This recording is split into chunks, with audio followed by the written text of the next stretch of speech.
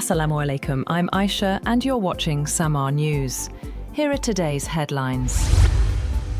President Donald Trump has accused Iran's negotiators of being devious and dishonest, saying Tehran agrees to terms and then denies them publicly. In an interview, Trump said that Iran's economic crisis is a mess, as he claimed that the United States has total control over Iran's money. He warned that Washington could either maintain economic pressure or hit them really hard.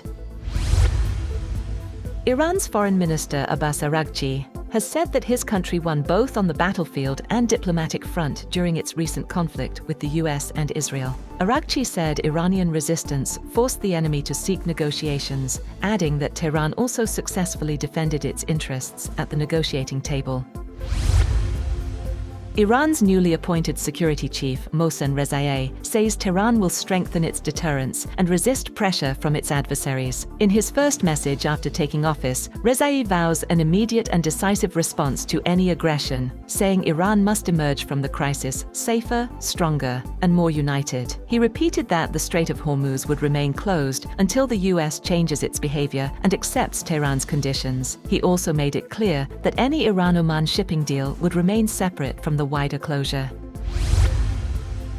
US President Donald Trump has claimed that the United States Navy has cleared Iranian mines from the Strait of Hormuz and now has complete control over the strategically vital waterway. Speaking to reporters in the Oval Office, Trump said the US Navy had mineswept the entire strait and that several ships were now passing through the passage. Trump said the United States Navy is currently the only force controlling the Strait of Hormuz.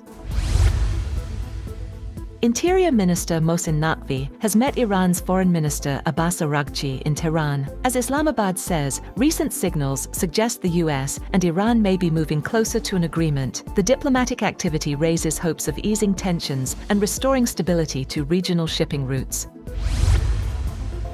US President Trump has signed an executive order calling for fewer childhood vaccinations by limiting the inoculation schedule to 11 immunizations, which he said would give US children gold standard protection and align the country with peer nations that recommend fewer shots. The order advances a long-standing goal of Health Secretary Robert F. Kennedy Jr., an anti-vaccine activist who has promoted a link between vaccines and autism that scientists have repeatedly debunked.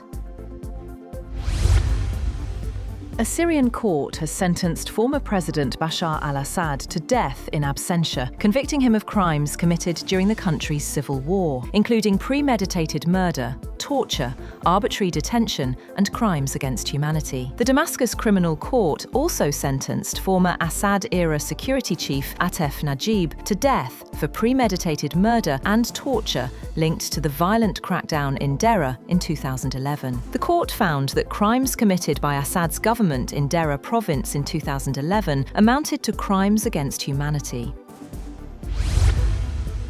The death toll from Colombia's 7.4 magnitude earthquake has risen to 234, according to the Colombian Association of Capital Cities. More than 1,300 people have been injured, while the government has declared a national disaster. The quake struck western Colombia near San Jose del Palmar at a depth of 96 kilometers. Democratic Republic of Congo has said that confirmed Ebola deaths had reached 2,011, the latest grim milestone in what health officials have described as the fastest spreading outbreak on record. The latest data from Congo's Public Health Institute also reported 4,381 confirmed cases across 5 provinces. Delayed detection, conflict, and strained health services have helped the virus spread more rapidly than in previous outbreaks. The current outbreak is caused by the Bundibugyo strain of Ebola, for which there are no approved vaccines or treatments. A US appeals court has allowed thousands of lawsuits to move forward against Meta platforms, Alphabet's Google, ByteDance's TikTok, and Snap Inc.'s Snapchat over claims they designed their products to be addictive to young users. The San Francisco-based 9th US Circuit Court of Appeals rejected an appeal by Meta and TikTok seeking to overturn a lower court ruling requiring them to face more than 3,000 lawsuits filed in federal court, saying the companies had had appealed too early. That's all for now.